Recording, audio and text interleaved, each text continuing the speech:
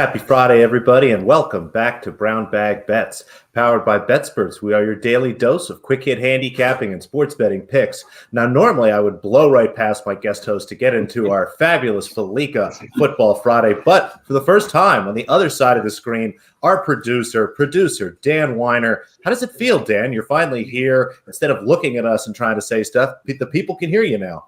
Well, it's nice to have someone who can actually talk college football with Fallica, which is good. It's also nice because I've known Fallica for a long time. And so when Andy was going on vacation, I was like, do you mind if I do the Friday show and be on with Alex and Fallica? Because I've known Fallica probably since 2011. So it's been a while. So I thought it'd be a fun way to make my debut on the show, talking some college football. And spoiler alert, at the end, we will also talk some Breeders' Cup. Perfect. Yeah, Dan especially happy with the world champion Atlanta Braves. Yes. That's right.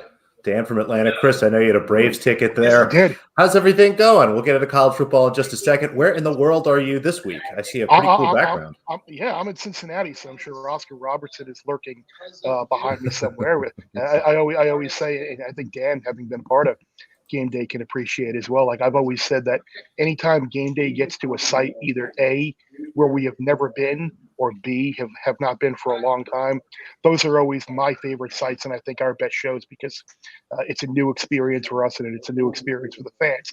Now, these fans tomorrow may not be too happy with where they are in the college football playoff rankings, but I think we're going to have a great show regardless.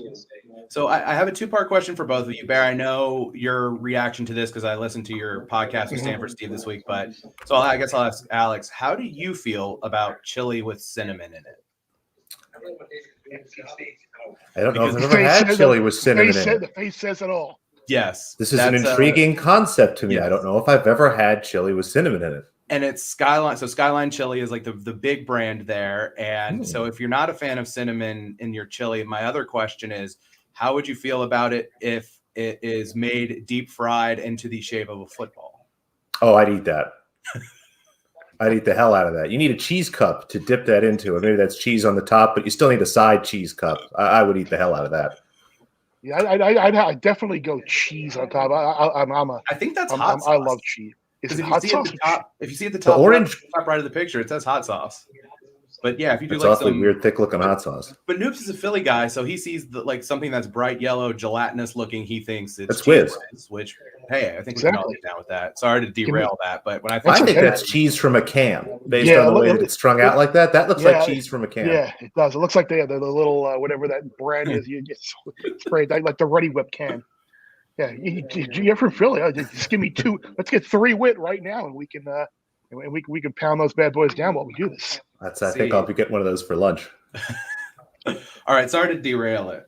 No, we're good. If you're in Cincinnati, you have to talk about Skyline. That's kind of the rules. I like it. All right, let's get to some college football. Dan, what was the first game we have up here on the list? I believe it was Big Ten football. Yeah, we're going back to the Big Ten. Wisconsin, the beer and brat ROTC Wisconsin offense, which just doesn't really want to throw forward passes anymore. Heading to Piscataway, hitting the road. Bear, what are your thoughts on this Wisconsin Rutgers game? I know that people think that I'm a little crazy for getting and back in Rutgers here, a team that may not have a double-digit point total in their future in this game. But you hit on it. The last 2 games, all Wisconsin has basically done is get turnovers and be in a position where they can run the ball. They've run the ball 99 times in the last 2 games, gotten 8 turnovers off of Iowa and Purdue. I would have to think that Greg Schiano is going to be able to find that rush defense like they did in the second half against Michigan, shut them down, and at least force Graham Mertz to throw the ball a couple of times to make a couple of throws. And when that happens, you bring turnovers into play, which brings short field into play, which potentially brings non-offensive touchdowns into play, which brings Rutgers covering into play. So I'm going to take the 13. I think there might have been some 13.5 out there as well in certain spots. So I am going to take Rutgers plus the points. When you see a total of 38, and the Iowa game, I think it was 37.5, and somehow they managed to stay under. Do you ever look at those as kind of a contrarian and say, 38 is just really low? Is there, we talked about with Mertz, if they force him to throw, the interceptions are always in play. Is it something that you look at and you say, no, thank you? Or you kind of look at it and say, I'm going to have a contrarian take on that? No, I think that the contrarian take actually is the under. I think most people see a total that low and think, oh, there's no way they're going to go under that. They'll go over it. And definitely, somehow, you're right, it worked out last week because I did have the under 37.5, and somehow they got through the fourth quarter without any points. And remember, too, something else that I brought about with the turnovers, Wisconsin in those two games had 4 super short scoring drives, like 5 yards gained or less. So it's still not an offense I trust to really move the ball up and down the field, especially on a defense that I think will be able to stop the run. Yeah, you always have a big number or small number bias with people. We saw it in the NBA in a big way last year. We talked about that a lot. I think it was like totals above 234 were great. Totals below like 210 were fantastic. So it is tough for people mentally to see less than, 38 points in this game. But like you guys said, there might not be that many possessions because, we're going to be running 20, 30 seconds off the clock every single play, watching them run the ball over and over again. So we got Rutgers plus 13 here. I like that. And maybe, what the heck? Maybe I'll put it with the under if someone will let me do that. We got some ACC football, Georgia Tech, Miami, the Hurricanes laying 10 here. The total sits at 64. What do you see here, Bear? As a Miami alum, I am super happy that the last couple of games they have won outright as an underdog, and they had a couple of bad performances, and they played through it. They fought. They appear to have a quarterback in Tyler Van Dyke, but I'm not ready to lay double digits with a team that, oh, by the way, last year lost to Georgia Tech as an 18-point favorite. The last 3 meetings have been decided by 14 points. And if you go back, and again, some people pay attention to systems and trends and notes and history, and some people don't. So I'm just going to do with the information as you wish. Miami against NC State last week against Pitt were greater than field goal underdog, won the game outright. You go back over the last 10 years, there have been 13 teams that have won consecutive games as an underdog of greater than a field goal. Those 13 and then were a double-digit favorite in the following game. Those 13 teams were 3-10 against the number and lost 4 outright. So it's more, you think about it, and it makes sense because it's teams that aren't really expected to win games, and then they do, and then suddenly they get overvalued as a double-digit favorite and don't cover a big number, meaning that underdog number was probably more accurate. So I'll be on Georgia Tech here. Fading the alma mater. I like it. I mean, I respect it. And like you said, I mean, that's you win the NC State game the way that you win that game, and then you go and you go into Pitt, who's coming off a huge win, and you get the upset there. Yeah, it feels like this is a classic letdown spot. I mean, good luck to anyone who, though, can also ever figure out what Georgia Tech is going to look like from week to week, because that's a team that's kind of bizarre. But, yeah, I think this is a lot to lay with Miami. I'm still trying to figure out how Georgia Tech blew that game against Northern Illinois to start the year. That's just one of those that's a really, really weird result. It's just Georgia Tech. It's a funny school. They're good sometimes. They're odd other times. It's just who knows what's going on down there. There's too many people focused on Georgia. Now, we'll go here. We got Oregon State. Focused on Georgia for a bad reason today. That's for sure. Oregon State minus 10 against Colorado here. The total sitting at 54. What are you thinking here, Chris? Oregon State has kind of been a predictable team this year, I think. You lose a couple of road games that you could easily see them losing at Wazoo with game day on the line and at Cal. But now you get the perfect elixir. You get that Colorado offense. If you throw out the garbage time, it's Oregon backups, and the game against Arizona, who's right there amongst the worst Power 5 teams in the country. You look at the games against Power 5 defenses, what Colorado has scored, 7 shutout, 13, 14, and 3. So I don't see Colorado being able to match the offense that Jonathan Smith and that Beavers offense is going to be able to put out throughout. I think Oregon State gets a much needed get right, get well win in Boulder tomorrow. Yeah, one of the things that I like, or one of the reasons why I look at the first playoff rankings and don't even really pay them any mind whatsoever is there's just so much football left to play. Yeah. And look at Oregon has to go to Utah, and then the next week they play Oregon State, who's been really good this year, like flying under the radar. Now the game's in Eugene, but it's a rivalry game, and this is the best Oregon State team in a couple of years. And yeah, this Colorado team, just like you said, they've struggled so much on offense, and Oregon State's actually fun to watch. Now, I don't know if this is I'm assuming probably a Pac-12 network game, so good luck trying to find this one on your TV dial out there. But if you get a chance, watch Oregon State. They're actually a surprisingly fun team to watch, and I like this look a lot for Oregon State. Yeah, really good back. Yeah. All right, our next one, unbeaten Wake Forest, talking about the playoff rankings again, I think, 9th? 8-0 for the first time ever on the road as underdogs at North Carolina. What are your thoughts here? I've made my donation to the North Carolina losing kitty this year. I'm done with it. Like their defense is an abomination. I mean, they made a Notre Dame offense which has been pretty pedestrian all year long. This unit, which can run and throw for over 225. Every time you thought they were going to get back in the game, they'd give up a long run to Kyle Williams or a long pass play. So I'm done with North Carolina. I would be on Wake Forest here, even though the line stinks. Usually I'm on the side of the way the stink is going towards. But it's just interesting because just the history of the matchup. It's the first time since 1993 when you've had a team that's been 8-0 or better that's an underdog against a team that did not have a winning record. And oh, by the way, it was an Auburn team that went on the road as a short dog and beat a Ray Goff coach Georgia team. So we'll see if history can repeat itself here. But it's just great. It's a great story. Wake Forest is a great story. It's a team that entering the year had the worst winning percentage of any Power 5 team all time. And now they're undefeated in the college football playoff top 10. So the fan in me hopes that Wake Forest gets the win. Yeah, if you haven't checked it out, there's an article on ESPN.com. I think it came up either today or yesterday about what Dave Clawson has built there, kind of one of the under-the-radar coaches in college football and how he's built Wake Forest, who, when he took over the job, I believe was also ESPN called it the worst Power 5 job in America. This was also when Kansas was still good, so that kind of lets you know how long ago I think they have the smallest enrollment of any Power 5 team as well. Yeah, they do. And that was mentioned as well. And he's done a really great job there. And Wake Forest, this offense is just spectacular. The Wake Forest team total over, I think, is a good bet as well if you don't want to bet. What is it? I haven't seen it yet. Because I haven't seen it, but looking at the total is 76. So it's probably going to be around 37, something like that. And yeah, I think they're going to score 40. You got to think they're going to score 40 you would think so. Unless there's some kind of just weird noon hangover thing going on there, but I like that one a lot. And then our last college football game on the game of the weekend today. A big one in the SEC West. Auburn hitting the road to College Station. They're a 4.5-point dog. Which side are you on here, Bear? I'd be on A&M here. I think A&M, what they've done, the upset of Alabama really turned their season around, and I still think there is something to home Auburn versus road Auburn. But I'm just fascinated with the game and the significance of the game. Now, I'm not sure how many people realize that Auburn controls its destiny to reach the SEC championship game because they play A&M now and they have the Alabama game at the end of the year.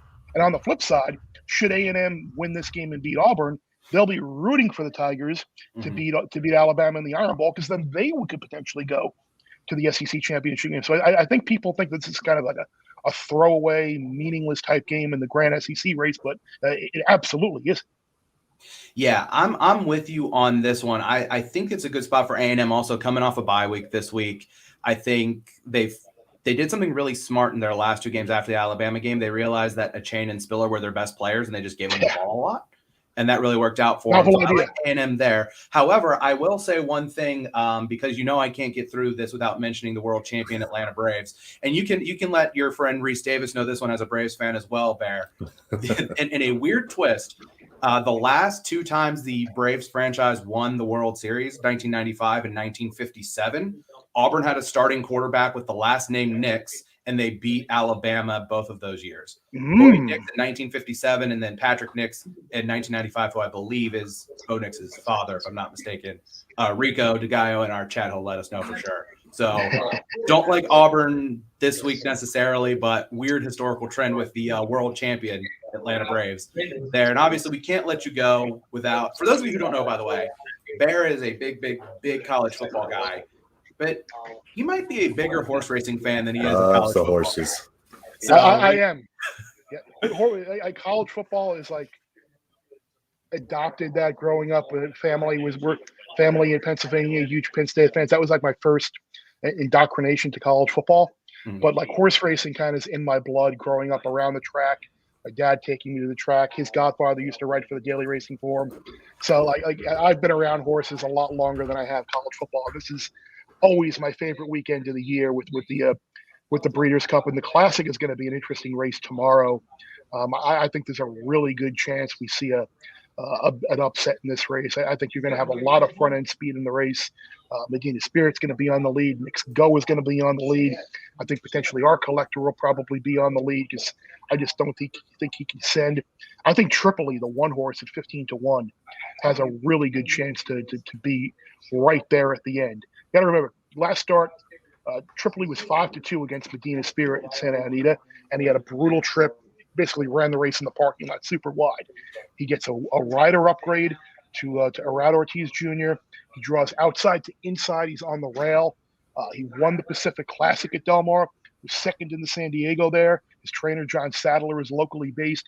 I think at 15-1, he is an absolute must-use in the Classic tomorrow.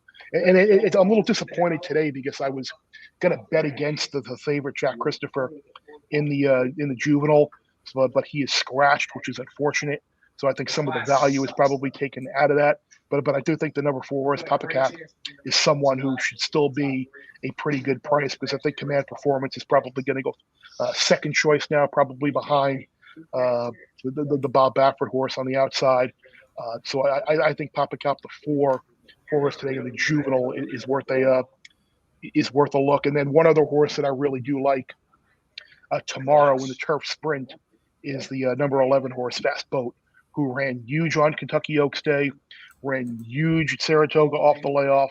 His last race, he was shorter than 5-1. Took a lot of money. Didn't have a great trip.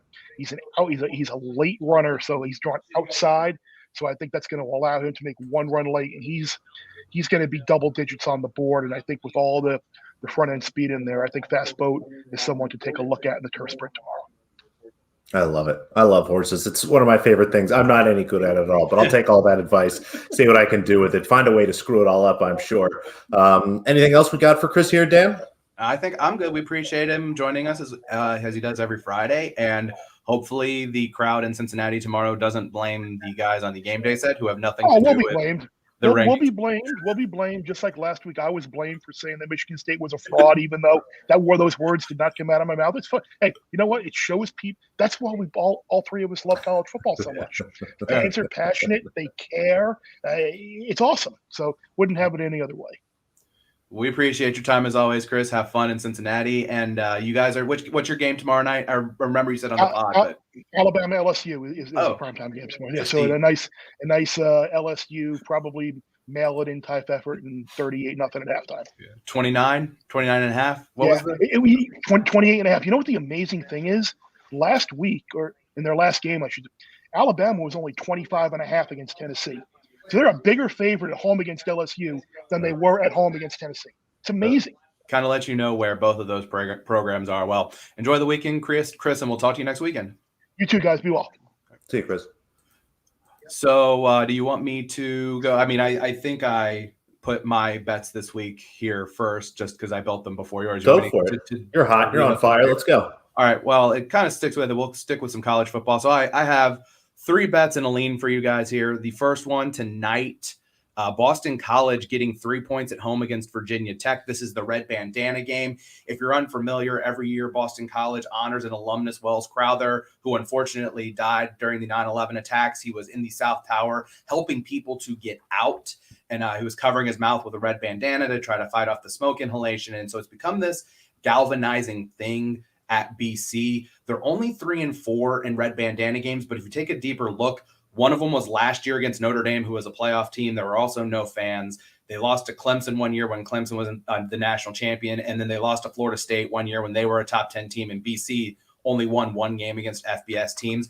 They usually play pretty well as long as there's not a huge talent gap there. I like them getting points there, and there are rumors going around that their quarterback, Phil Dracovic, might play. He's been out since the UMass game, and their quarterback play has been horrendous without him, so I like them there. Another on-principle play, I like the over Tulane UCF, 59.5. Tulane is one of the worst teams defensively in college football. They have not – the over has hit in all 4 road games they've played this year. UCF has kind of struggled on offense, making the transition from the Josh Heupel kind of deep vertical passing game to the Gus Malzahn offense. I don't think that's going to matter a ton here because every offense, at least when they're playing at home, has lit up the Tulane defense, and Tulane's quarterback might come back from a concussion problem and play this week. He's questionable to play there. And then I know you see Valparaiso and you think 19 points. You're saying, is that college basketball? No. That is football. You've probably heard about the story at Presbyterian College. So Presbyterian College dropped scholarship football and joined a conference called the Pioneer League. The Pioneer League is an FCS conference, which doesn't allow scholarships. It is a literally coast-to-coast conference. Teams in Florida, teams in California, Indiana, all over the place. Mostly schools you think of as basketball schools. Like I said, Valpo, Butler, Dayton, Davidson, they're all in this league.